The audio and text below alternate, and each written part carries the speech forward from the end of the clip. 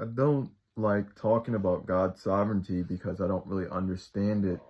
I don't think anyone truly understands it. Most people only get probably a small piece of it from the scriptures.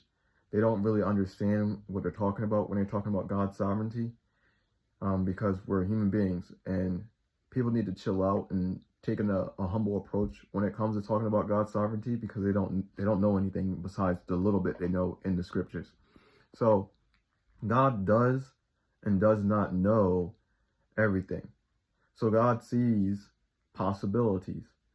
How he explained it to me, and again, I barely know exactly how this all works because I don't assume, based on the little bit of information God gives me, the complete story.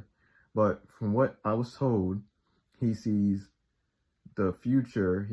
How he sees the future in himself. He sees pathways for every individual, and each individual, these pathways can break off into other pathways, like a kind of sort of like a tree, like tree branches, right? They break off and another one sprouts.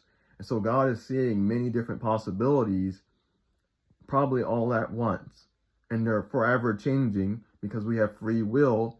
And as human beings, we are all interlocked with one another in a sense, right? So things can change. Things aren't just set.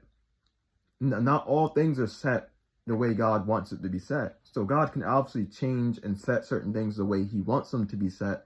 But the reality is sometimes God allows it to play out so he can see what's going to happen. How do I know this? God told me one time when I asked him about a married couple. I asked them, were they meant to be? And then God told me, yes, they were meant to be. And then I want to know more about the situation because I want to help this couple. And then God said, I'm not going to tell you no more because I want to see what's going to happen. See, do you understand? God wasn't going to tell me because he didn't want me to intervene with that situation, because he knows that more times than not, I'm not good at keeping secrets. So he didn't want me to intervene, and God wanted to see what those two were going to do in their relationship or their marriage, because God doesn't always want to intervene, and God wants to see what we do with our free will.